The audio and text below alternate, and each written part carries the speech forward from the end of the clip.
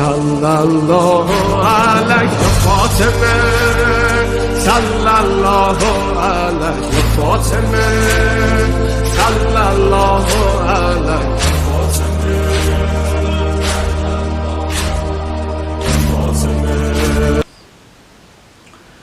اعوذ باللہ من الشیطان الرجیم بسم اللہ الرحمن الرحیم الحمدللہ الذی جعلنا من المتمسکین بولایت علی بن ابی طالب علیہ السلام۔ سامعین محترم، آج کی جو ہماری گفتگو ہے وہ عید مباہلہ کے حوالے سے ہے کہ جو ایک عظیم دن ہے، اسلام کی فتح اور نصرت کا دن ہے۔ چند منٹ اس ٹاپک پر گفتگو کریں گے۔ 24 ذی الحج 9 ہجری ایک عظیم دن ہے، اور اس دن بیسیکلی 3 اعتبار سے بہت اہمیت حاصل ہے۔ آیت تطہیر بھی اسی دن نازل ہوئی، یہ بھی اہل بیت کے متعلق اور اہل بیت کی عظمت میں، اور آیت مباہلہ بھی اسی دن نازل ہوئی، جس سے ہمارا موضوع آج کا مرتبط ہے۔ پروردگار عالم نے فرمایا فَمَنْ حَاجَّكَ فِيهِ مِنْ بَعْدِ مَا جَاءَكَ مِنَ الْعِلْمِ فَقُلْ تَعَالَوْا نَدْعُ أَبْنَاءَنَا وَأَبْنَاءَكُمْ وَنِسَاءَنَا وَنِسَاءَكُمْ وَأَنفُسَنَا وَأَنفُسَكُمْ ثُمَّ نَبْتَهِلْ فَنَجْعَلْ لَعْنَةَ اللَّهِ عَلَى الْكَاذِبِينَ۔ اور تیسرے نمبر پر آیت ولایت بھی اسی دن نازل ہوئی۔ حضرت علی علیہ السلام نے رکوع کی حالت میں زکوٰۃ دی، پروردگار عالم کی طرف سے آیت نازل ہوئی، فرمایا انما ولیکم اللہ ورسولہ والذین آمنوا الذین یقیمون الصلاۃ ویؤتون الزکاۃ وہم راکعون۔ تو اس اعتبار سے اس دن کو بہت زیادہ اہمیت حاصل ہے۔ آج کی جو ہماری گفتگو ہے وہ کیونکہ آیت مباہلہ کے حوالے سے ہے، تو ہم چند منٹ اس موضوع پر جو چیدہ نکات ہیں وہ بیان کریں گے۔ نجران کے جو عیسائی تھے، ان کی طرف سے نمائندگان رسول پاک صلی اللہ علیہ وآلہ وسلم کے پاس آئے، اور ان کی جو وضعیت تھی اور ان کا جو حلیہ تھا وہ ایک خاص قسم کا تھا۔ انہوں نے ریشمی لباس پہنے ہوئے تھے، سونے کی انگشتریاں پہنی ہوئی تھیں، قطار در قطار ان کے نوکر تھے، جواہرات اور زیورات انہوں نے پہنے ہوئے تھے۔ تو جب یہ رسول پاک صلی اللہ علیہ وآلہ وسلم کے پاس آتے ملنے کے لیے تو رسول منہ پھیر لیتے۔ چند بار یہ آئے، لیکن رسول پاک صلی اللہ علیہ وآلہ وسلم نے ان سے ملاقات سے انکار کر دیا، منہ پھیر لیتے تھے رسول۔ ان کی ملاقات حضرت سلمان فارسی سے ہوئی، اور انہوں نے حضرت سلمان سے سوال کیا کہ ہم نے تو آپ کے رسول کے بارے میں کافی سارے باتیں سنی تھیں، حسن خلق کے چرچے ہم نے ان کے بارے میں سنے تھے، لیکن ہم آج چند دن ہو گئے ہیں، ہم ان سے ملاقات کرنے کے لیے جاتے ہیں، یہ منہ پھیر لیتے ہیں۔ تو حضرت سلمان فارسی فرماتے ہیں کہ پہلے اپنا حلیہ تو دیکھو، یہ سونے کی انگشتریاں اتارو، یہ ریشمی لباس اتارو، یہ جواہرات زیورات اتارو، سادہ لباس میں آؤ۔ سامعین محترم، جب یہ سادہ لباس میں آئے تو رسول پاک صلی اللہ علیہ وآلہ وسلم نے ان کا استقبال کیا۔ یہ آئے اور انہوں نے کہا کہ ہم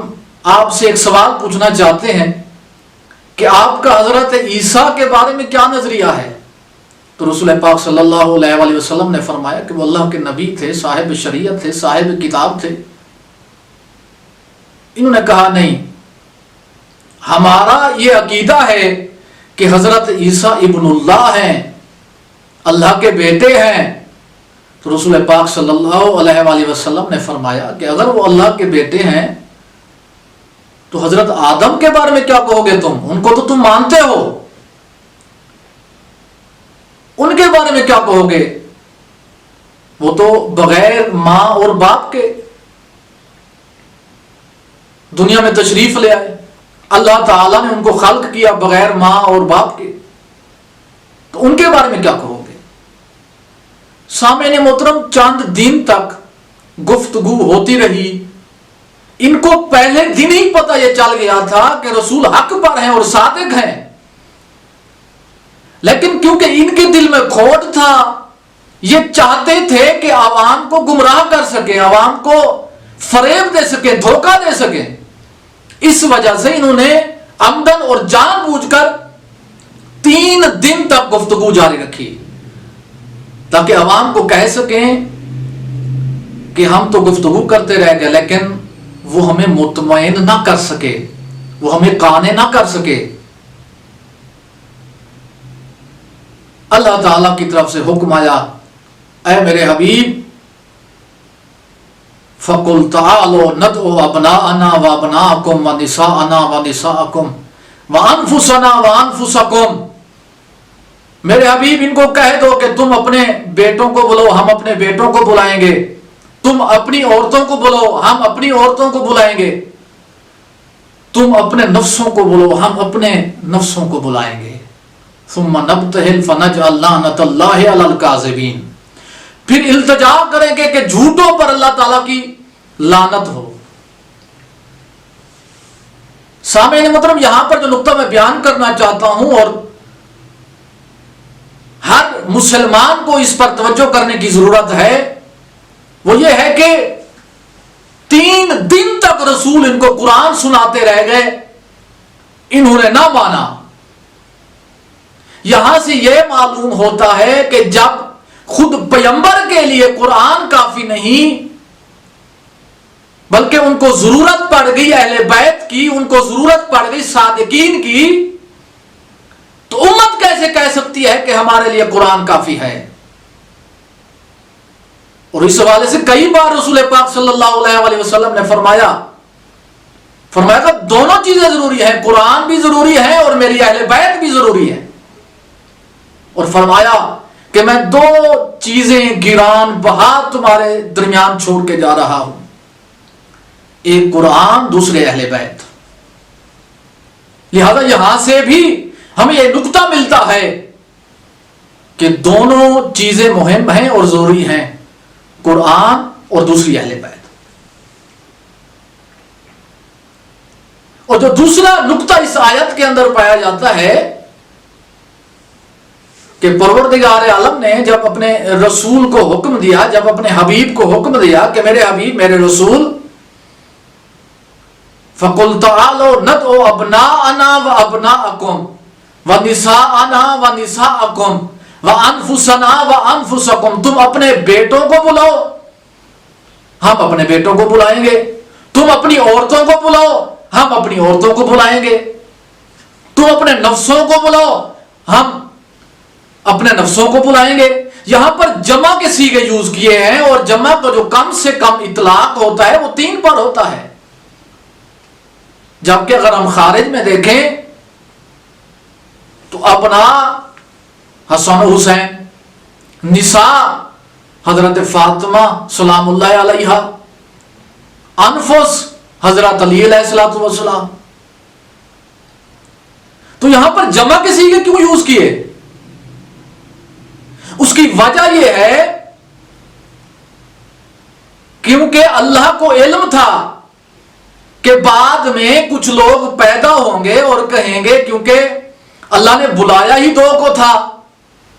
اللہ نے بلایا ہی 1 کو تھا، اس وجہ سے ہم جانے کے اہل تھے، لیکن کیونکہ اللہ نے 1 کو بلایا تھا اس وجہ سے ہم نہیں جا سکے۔ اسی وجہ سے اللہ تبارک و تعالی نے یہاں پر جمع کے صیغے یوز کیے، اور اللہ بتانا یہ چاہتا ہے کہ آیت میں وسعت ہے، لیکن آئے گا وہی مباہلے کے لیے کہ جس کے اندر ظرفیت ہوگی، جو آنے کے اہل ہوگا، جو صادق ہوگا وہی آ سکتا ہے، جس نے اپنی پوری زندگی میں ایک جھوٹ بھی نہیں بولا، جس کی پوری زندگی صادقیت پر مشتمل ہے، جو واقعاً صادقین ہیں، وہی آ سکتے ہیں، اور اس کے علاوہ کوئی نہیں آ سکتا۔ اور تاریخ گواہ ہے، اور ہر مفسر نے لکھا ہے، تمام مکاتب فکر کے مفسرین نے لکھا ہے کہ جب 24 ذی الحج کو 9 ہجری کو عیسائی منتظر تھے کہ پیغمبر کس کو اپنے ساتھ لے کر آتے ہیں، تو جیسے ہی ان کی نظریں پنجتن پاک پر پڑی، جیسے ہی انہوں نے دیکھا کہ پیغمبر اپنے ساتھ حسن و حسین کو لے کر آ رہے ہیں، اپنی بیٹی فاطمہ سلام اللہ علیہا کو لے کر آ رہے ہیں،